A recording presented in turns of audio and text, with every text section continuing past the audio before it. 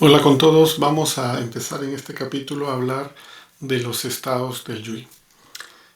Para ello, bueno, tenemos acá la estación base, tenemos que tiene un área de cobertura y está el YUI, ¿no?, en su área de cobertura. Entonces, este YUI, ¿en qué estados puede estar? Bueno, formalmente son dos, voy a colocarlos, es el RRC Idle y el RRC Connect. Pero he adicionado uno solo para mencionarlo, ¿okay? Que un adicional que es cuando no accede a la red. O sea, todavía no ha accedido. Este es algo típico, digamos, cuando lo prendemos, ¿no? Prendemos el teléfono y luego hace un proceso para acceder a la red. ¿Ya? Y una vez que ha accedido a la red, bueno, pasaría a estado idle y cuando quiere acceder a un servicio, pasaría a estado connect.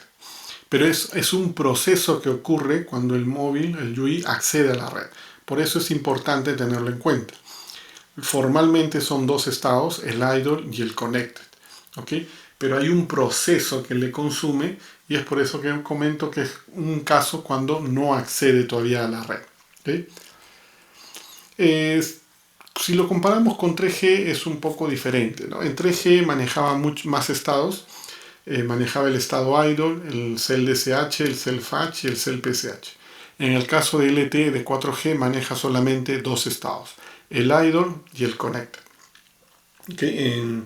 Entonces acá una diferencia notable, ¿no? En 3G era mucho más complejo trabajar en los estados y en el caso de LTE es mucho más sencillo.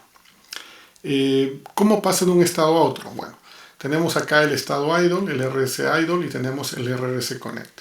Entonces los flujos, ¿no?, o los cambios de estados ocurren en esta dirección, establece una conexión hacia la estación base, ¿okay? Establece una conexión y pasa de idle a connect.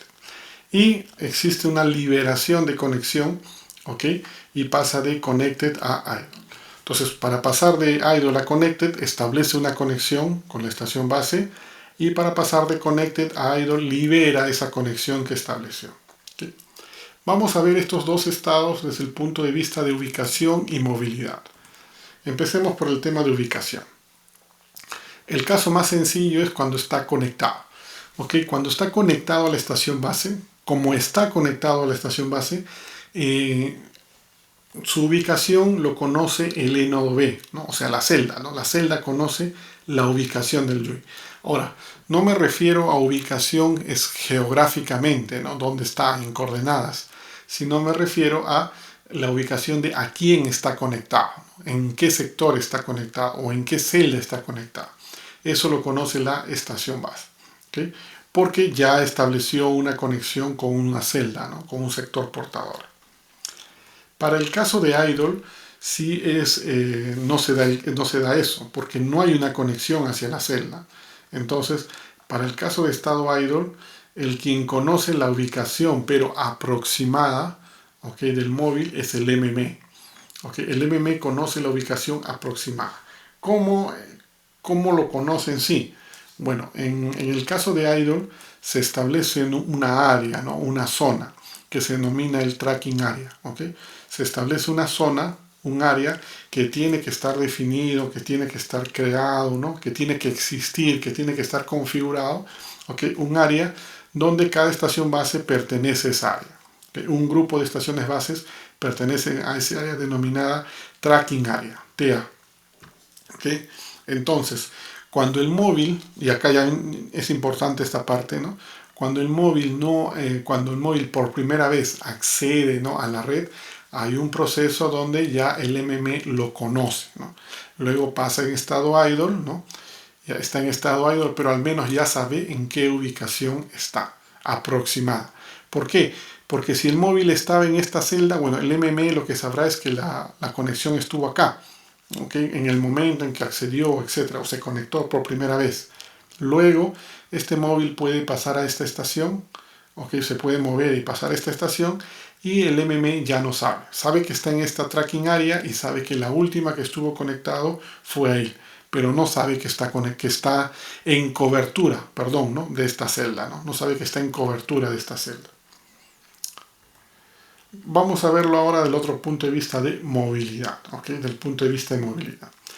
Para el caso de movilidad, ¿okay?, en el caso de modo conectado, en este caso en modo conectado, no existe el tracking area, ¿no? Cuando está en modo conectado no existe el tracking area. El tracking area solamente es para estado idle.